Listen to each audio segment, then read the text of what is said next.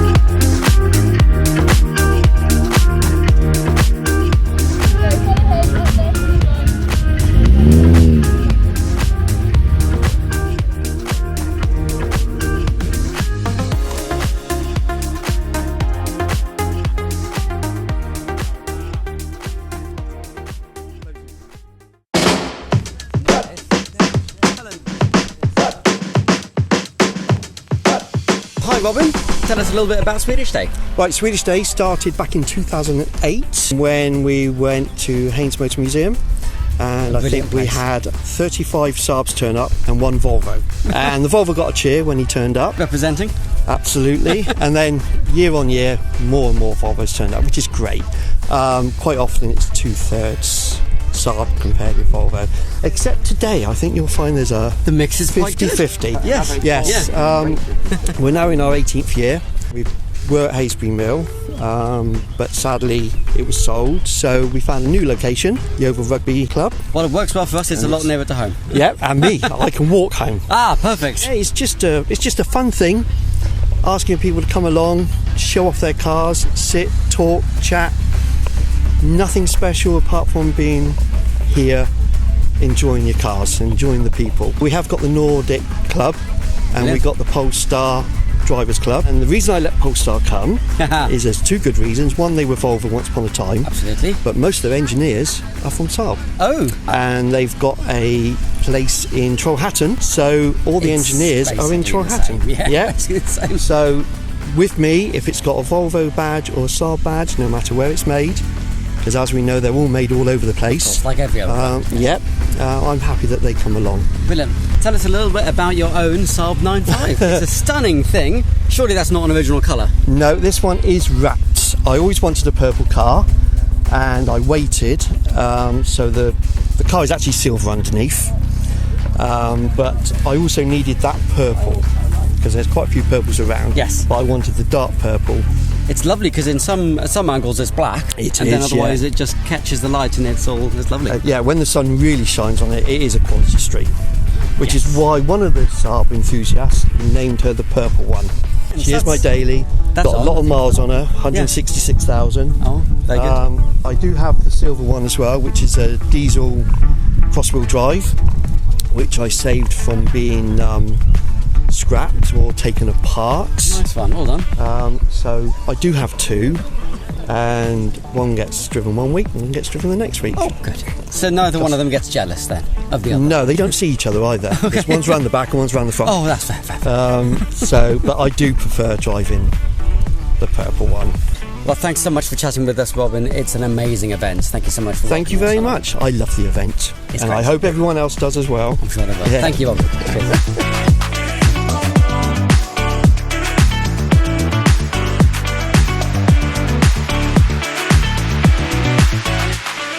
Hi John. Hi there. I already know you, of course, but the people watching this may not. Please introduce yourself and this little club that you run. Right, okay, my name is John Bates. I'm based near Uxbridge. I bought my Lime Yellow Saab in 2016. Wasn't what I intended to buy, but the colour kept catching my eye and I thought, right, I'll have that. So we struck a deal, got a price, got it for 1,800, and then the rest is history. Just kept looking out for other lime yellow cars. I thought I was the only one, but I found sort of 2 or 3 near where I live. So the Saab Lime Yellow Owners Club, how many members at this point? The club itself boasts about 700 members. Some of those I think will be just admirers of the lime yellow car. That's fair. Some will be people that previously owned a lime yellow, yes. And then the rest are those that do have a lime yellow.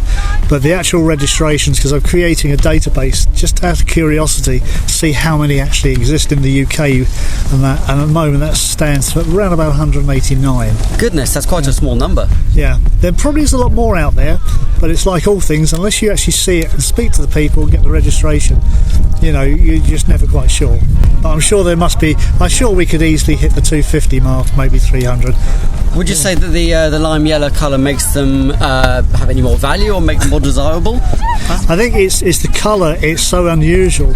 I mean, the bottom line of it is that it was the launch colour used by Saabs for this new shape. And when you look at all the brochures, you'll see that most of it features the lime yellow. I do recall the famous advert about it sort of tricking all the wildlife into it being springtime. That's right. And everything's yes. coming to life, and that it's the middle of winter. That's it, as it drives by, through Yes. the 4 seasons and that, Yeah, it's brilliant. And also the other advert, which was the one where you have a car with skis on the back. Yes. You know, and you think where it is, and it's not where you think it is. Yeah. I have done my best to find that ski rack. Apparently they never put it into production, but Oh, that's a shame. Yeah. it's brilliant. I can't remember whether it was Terry or whether it was yourself that first got me into the club, but I do remember before I bought the car that my dad was pointing me in the direction of the Facebook group, which is I'm guessing where most people find you anyway. Yeah, that's nice to know, actually. That's nice to know that. Well, the community aspect of the sub community is really strong, isn't it? It is, yeah. We you know, it's expanding all the time, and we're actually sort of, you know, we've now got sort of merchandise that promotes the club. There's a company called Redbubble where if you're an artist, you can actually produce artwork and put it up for sale. So whether it's a beanie hat, a t-shirt, a pillow, these things are promoted on Redbubble, and basically, so I've now got the Lime Yellow Owners Club brand now available for people to buy. Well, that's fantastic. I know I'll be going after this. Yeah, no, it'd be nice to know. Thank you so much for chatting with You're us, welcome. John. I really appreciate it. Pleasure to talk to you. We have a golden opportunity now to make the Swedish flag out of as many limes as we can get together, plus some blue ones. This is going to look awesome. Nice one, thank you. And stop there. Lovely, very nice. Really baked out.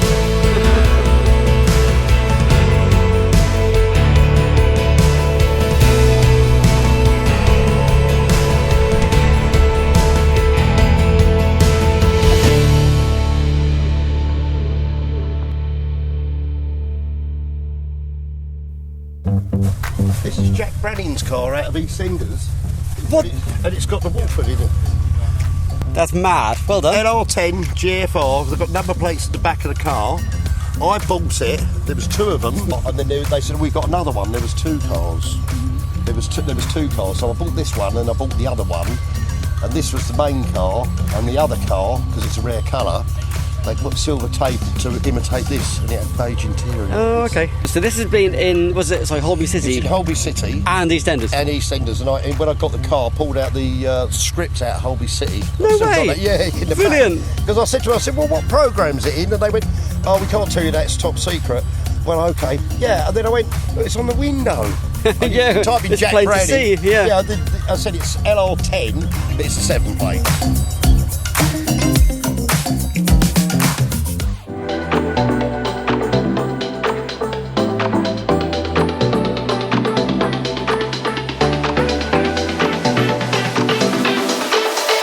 Hi there, tell us your name and a little bit about your connection with Saab. Simon Child from Weston-super-Mare. This is my second Saab I had. I'm now currently on number 7. I've had an original blue one. Got this one 5 years ago, but it does get used. It's on 104,000 miles. That's quite young, really. Yeah. Full anniversary package with the sat nav, two-tone leather, and also the first year of the ice blue colour. One thing you don't normally see out on the road, but obviously at an event like today, you get to see a few of them kicking about. We had a few. We run a little Facebook group called the 3 or 4 Owners Club. It's a small Facebook group compared to some of them. Is that the paint code? That's the paint code. Ah, 3 or 4 ice blue. That's the paint code. It is quite rare. You don't see many of them on the road. A lot of silver, a lot of blacks, but I like it, and it's a keeper. What we want with these cars is for them to be driven, used, and loved. Which we do. So whatever people want to do to them, if it makes them want to drive them more, keep them on the road. And look at the event we've got here. What other 1 make, 2 make car show would you see this amount of cars in? Exactly, it's brilliant. And ranging from a few £100s to thousands, and that's what it's all about. But thanks so much for chatting with us. I Thank really you, appreciate it.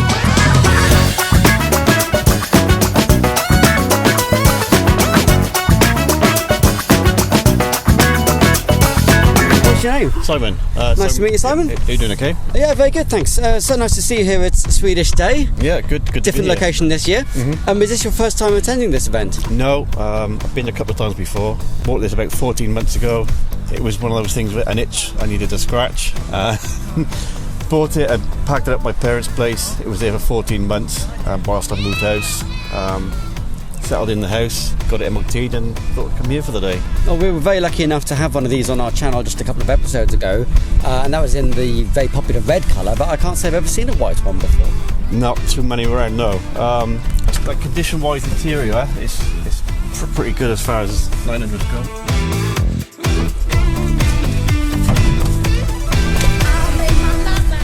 Oh yes, of course, the bonnets open in a very different way, don't they? Yeah. There's me getting myself lined up for a shot and it comes the opposite way. Have you had any challenging issues since you picked it up? You've had to fix, or has it been pretty plain sailing? There's a couple of little things that he's doing. The headlining he's doing. Exhaust has started rattling. I guess it catch on the bodywork somewhere. I think. Better than that, I think it's a good car for 35 years old. What is your favourite thing of being within the Saab community, would you say? Or just being a Saab owner? A little bit different to everything else, I guess, on the road. Do you get a lot of people coming up saying, what is that? And don't recognise it? Or I get a lot of people say, sort of throwing a thumbs up if you don't get a chance to speak to them. That's nice. Yeah, it is nice. I don't get that much a chance to speak to too many people. I always normally driving past it, sort of thing. So, yeah. But yeah. So events like today are really valuable, really. I guess they? so. Yeah, Nice. yeah. Are there any other Carlssons here that you've seen? I've just had a quick look, and this seems to be the only one. Ooh, yeah. Nice one. Well done. Yeah, cheers. Well, thanks for coming down and representing. No problem. Brilliant. Thank you.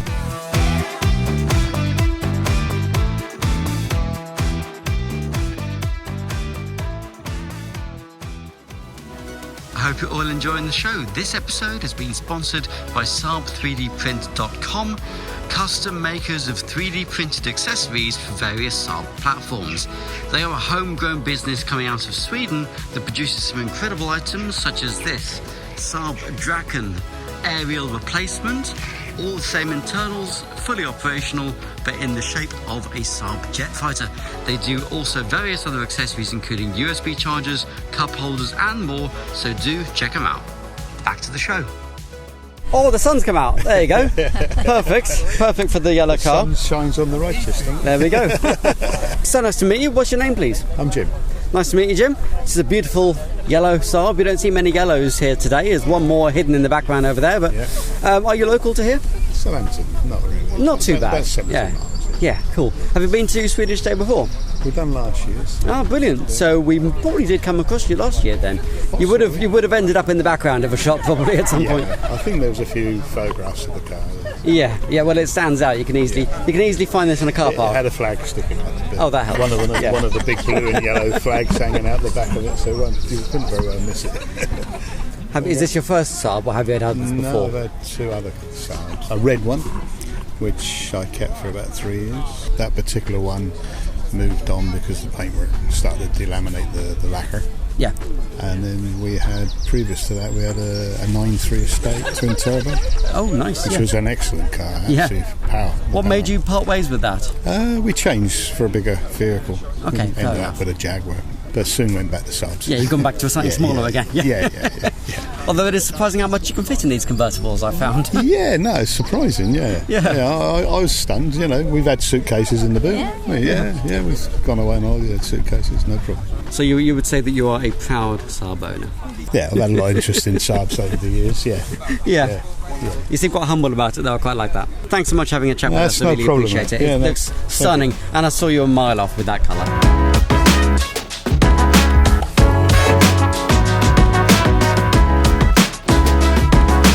This is Joe's dog.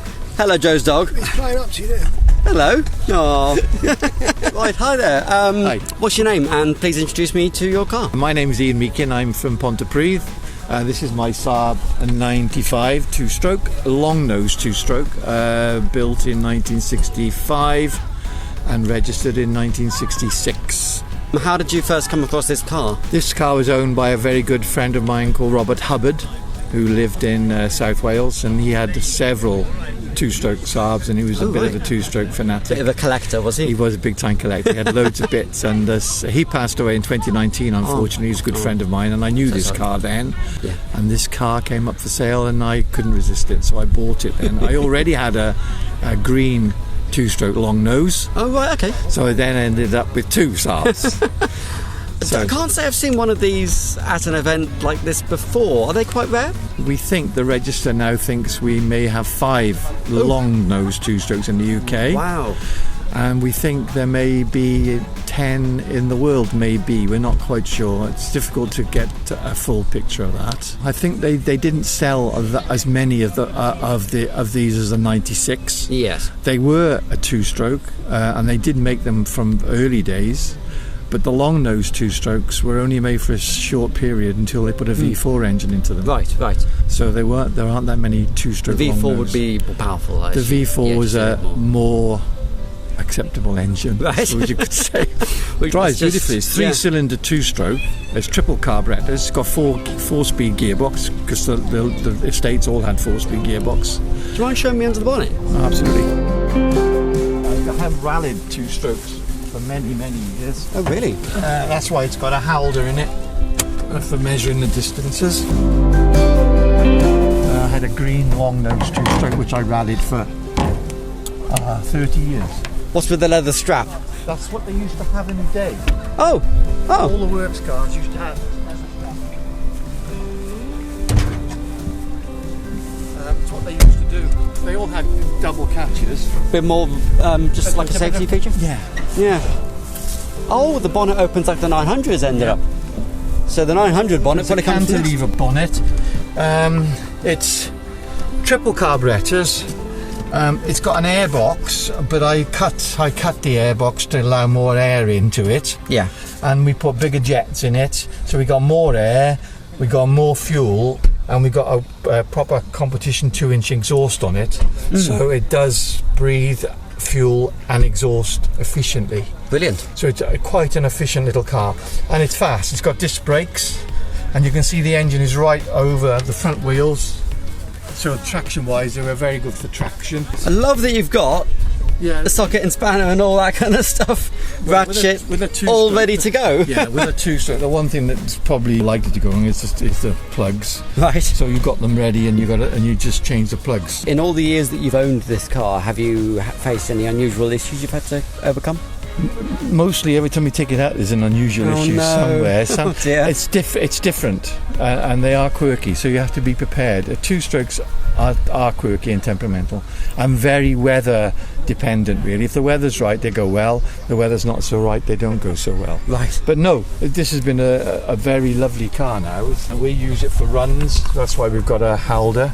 Yeah. 150-mile tours with the historic rally car register. You've got the name Bruce on the dashboard. Yes, that's because That's my name. It's my last name. Well, the man we bought it off, Robert Hubbard's middle name was Bruce. Right. Okay. So as a respect to him, we put it on the dashboard. Just to say, Wonderful. just to A little nod. Keep his name connected. Really. Dicky seats. Wow. Which double, don't see those anymore. No, they double fold down, so it all comes as a flat platform. Wow. There's so much space in this car. Yeah, this is put the kids in. There's fuel tanks there, mind. Right. So the children sit in the back with dicky seats, which is slightly worrying. So it's a genuine 7-seater, but it also makes a full platform for a bed, so you could sleep very comfortably in there because it all folds flat, and the front seats go forwards and fold down. It's surprising it wasn't more popular. It sounds like a fantastic design. I think they were quite popular in Sweden, and they had a lot of adverts with little blonde Swedish children in the back, which is quite nice, isn't it? Yeah, I shall have to fish out one of the adverts. If you want me to start it up, go on then. We can wrap up our little chat with that.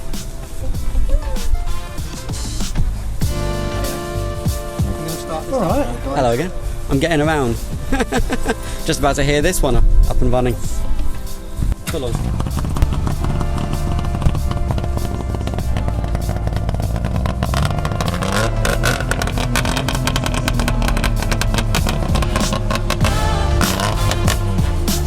Oh, that sounds lovely. Thank you very much. That's all right. Thank you.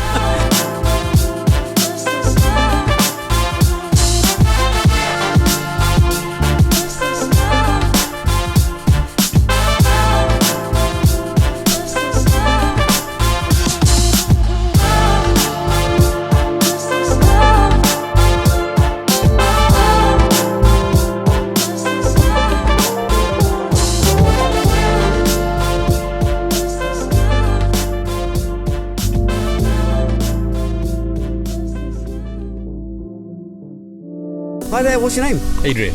Nice to meet you, Adrian. Your car looks pretty incredible. I spotted it from a mile away. Do you want to tell us a little bit about it? So she's one of a kind. She was built in 2014, about 3 years after Saab stopped making them. She was built as a show car, rumoured to be built by Hirsch. By Hirsch themselves? Yeah. I don't know whether that's the case or not, but that's what I was told. Yeah, absolutely. She's very highly modified and very detailed. When I bought it, she had 9,000 miles on the clock. She's only done 25,000 now. Oh, you've been looking after her? So she's been looked after. I've done quite a lot of work to her, put things like 360 parking cameras on there. That's a nice touch, yeah. Automatic headlights, 4K dash cam, that type of thing. Have you done anything to the engine? So I've done a little bit of work to the engine. Didn't want to play with that too much because it was tuned by Hirsch. Already set up. Yeah. She's pulling 300 brake horse, 409 nanometers of torque. So to be honest, that's pretty rare to get anything at that kind of spec from a convertible. Yeah. So on a dyno run, she does 0 to 60 with a 20% load to similar road conditions. 0 to 60 in 5 seconds and 161 mile an hour top end. So got to hold on to your hat for that. She's pretty quick. She is. This is the original colour that it was made with. So oh, really? The bumper itself actually I got from A to Z Performance, imported because it had the OG bumper on it. Yeah. Which I wasn't too keen on. And this one stands out a bit more. I'm assuming with something like this, you can't just have it as a daily and keep it on your driveway. I'm guessing you must go to a lot of events to show it off. Yeah, I've been quite to a few. I've been to the Wings and Wales one is the main one that I tend to go to. Especially with the Saabs linked to aviation, of course. Absolutely. I've been to a couple of others. I can't remember. Yeah, of course. But yeah, the Wings and Wales is the one that I've mainly come to. This is my first time at the Swedish one. Oh, fantastic! Although I've owned Saabs for like 5-6 years, the first time I've actually come to this one. So really glad to be here. Amazing, thank you. Thank you very much.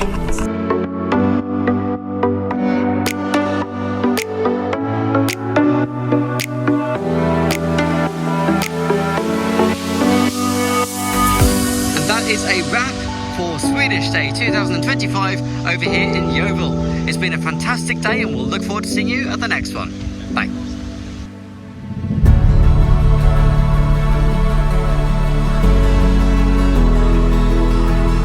Bye. That isn't Swedish.